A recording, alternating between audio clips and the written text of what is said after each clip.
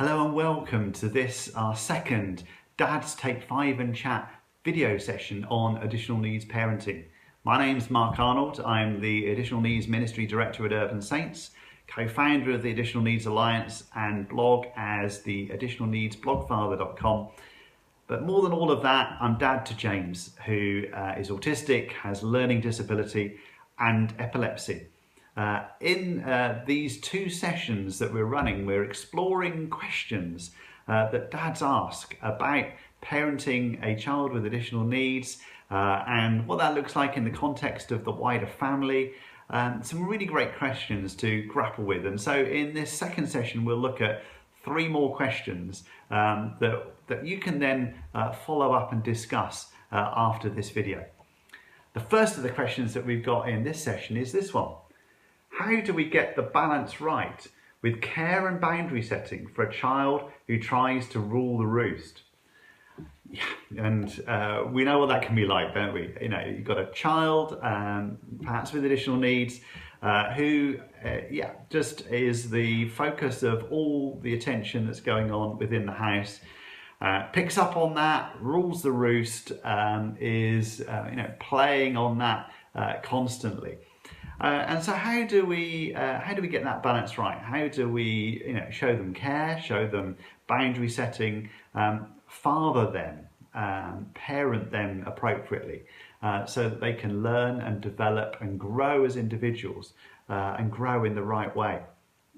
I'm sure your kids must be like mine. Certainly with James, there are ways in which I can tell if he is behaving in a certain way because of his autism and his learning disability, or he's behaving in a certain way because he's pushing boundaries, being naughty, being a typical teenager. I think James would be a rubbish poker player because he's got tells, he's got ways that I can see when he's actually being naughty and when he's pushing the boundaries. He gives himself away.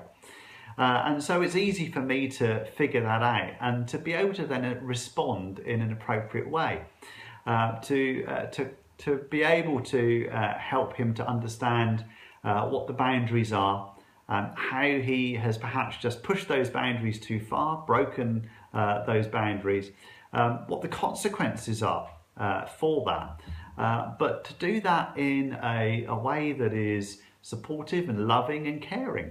And sometimes that's really hard to get the balance right because we can be tired, we can just be finding it really hard. It's really pressured being a parent of a child with additional needs. There's so much to think about, so much going on, so many worries that we have for them.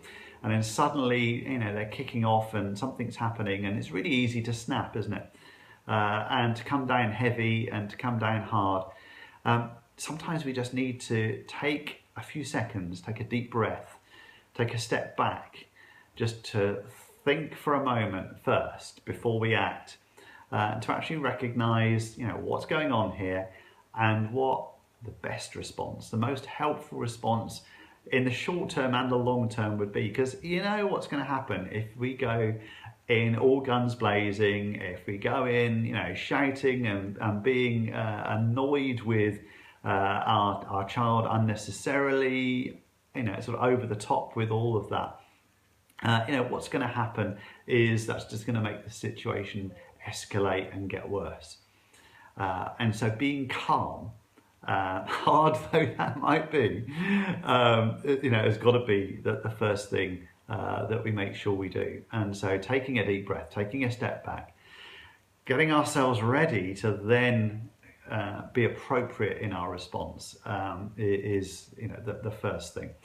And then knowing what those boundaries are, having set those boundaries already, is no good us just charging in all guns blazing when we've never set those boundaries before, when our children don't know what the boundaries are, when they really don't know what they can and can't do, and what the level is that they can work to. So it's really important that we explain that stuff to them in advance, that we help them to understand what the right boundaries are.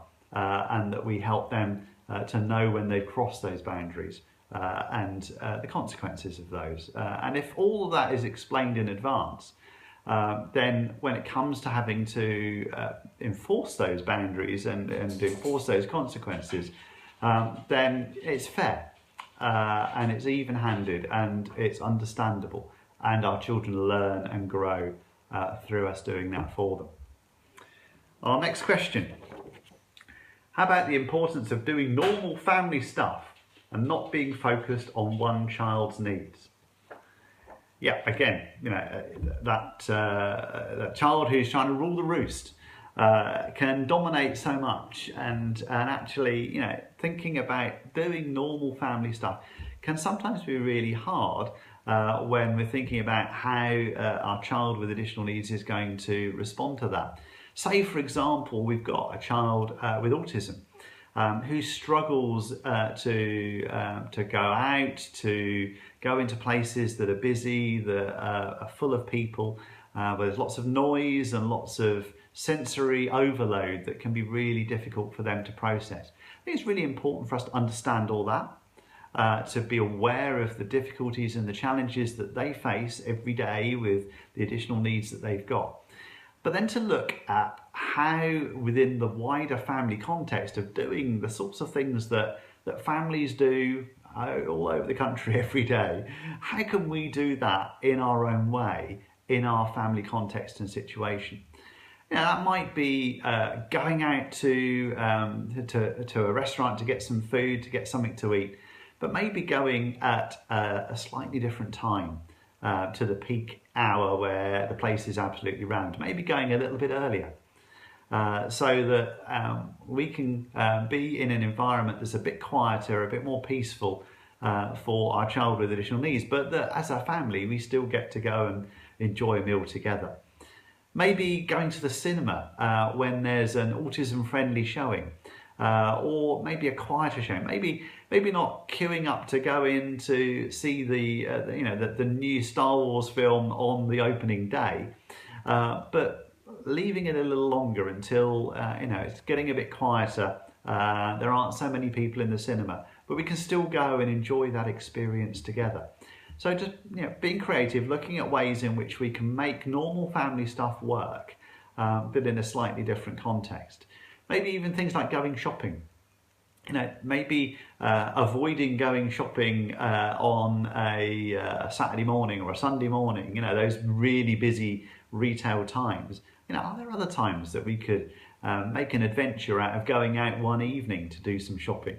Having some fun doing that. But in an environment that's a bit quieter, that's a bit easier for us to do. So understanding that is really good. But also looking at other creative ways to do adventure as well. James really enjoys going out at night and seeing places where there's lots of lights and just enjoying travelling around and seeing all of that. Over Christmas, that's great because there are places that have got beautiful Christmas lights everywhere. But we can do that through the year. There's an airport not too far from where we live, and we can drive down to the airport and see the runway lights and the big spotlights they've got and the planes coming in to land. And actually, that's quite fun to do as a family. And we can just sit and watch what's going on in the airport, and that's a lot of fun too. Lots of different creative ways that we can still enjoy life as a family, still do things that families do, but just by changing it and mixing it up a bit, doing things a little bit differently, making sure that we accommodate the needs of everybody in the family, but recognising that actually, it's good for us to do stuff as family, to build those memories, those positive memories, those important times in life when our children will look back and think, do you remember that time when we did that together? Wasn't that a load of fun? Do you remember that time when we went down for an evening at the beach because actually it was a beautiful hot July summer's evening. The beach was still a brilliant place to be. But loads of people had gone by then, so we had much of the beach to ourselves, and wasn't that fun? We could do what we wanted without getting in other people's way. So, you know, building those memories, doing those things that families do, but doing it with a little bit of an individual twist that our family needs is really important. Now, our final question. Here's a big one. How do we learn to complement and support our partners, not compete with them? Wow, there's a huge question for us to grapple with as our final one in this video session. How do we complement and support our partners, not compete with them? And that's relevant for all of us as dads, whether we are in the family home with the rest of the family or not. It's important that we complement and support our partners, that we are tight as a unit when it comes to the way in which we parent our children. It goes back to that earlier thing about setting boundaries, making those boundaries clear, helping our kids to know what those boundaries are and the consequences of them breaking those boundaries. But us both agreeing to that, and us both, even more importantly, backing each other up in that. So if one of us has noticed one of the kids breaking those boundaries and have identified what the consequences of that are, that we are both backing each other up. We've both got each other's backs on that. And we don't have a situation where mum says one thing, dad says another thing, and the kids in the middle haven't got a clue now what the boundaries are, what's happening, what the consequences are. So they'll start making it up for themselves. Or they'll start siding with one parent or the other. Whoever's going to be the easiest parent on them will be the one that they'll start siding with. And none of this is good. All of this is toxic and hard. And so making sure that we back each other up, that we support each other is really good.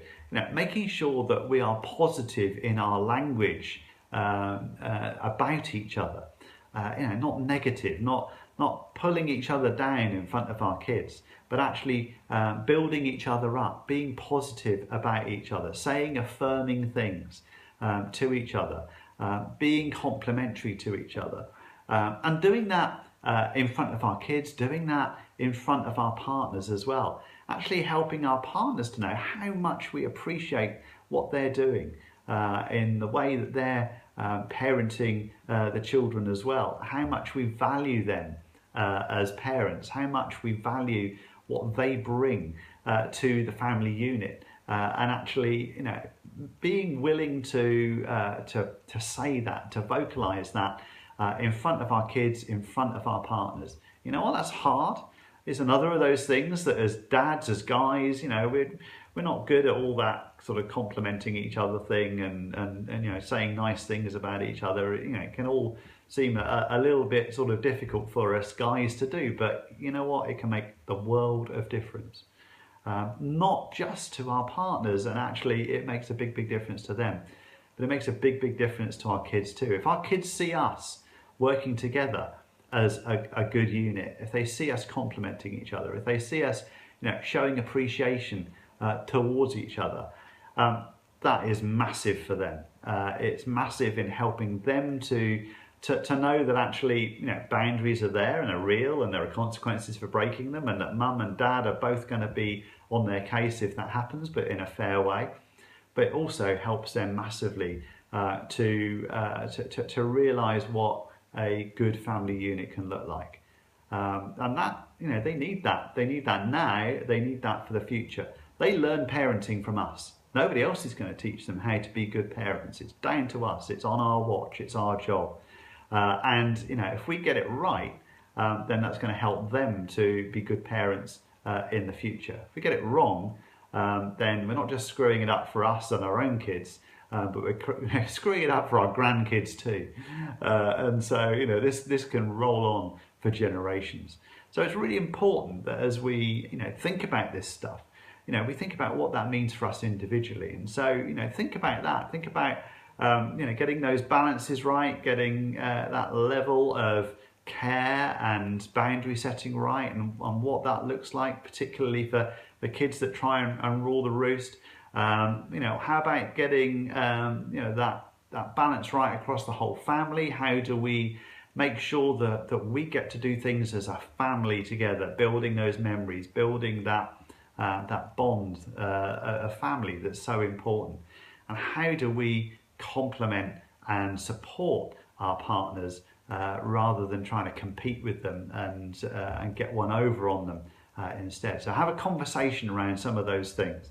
Talk about what that looks like for you. And what that might mean, from perhaps ways in which you need to change and adapt your way of being a dad, of being a partner within your family unit. So have a conversation about that. And we're going to have some opportunity after these videos for some follow-up conversation, maybe via Skype, where we can perhaps just discuss some of this stuff in a bit more detail. So yeah, have a conversation first and then we'll follow it up a bit later.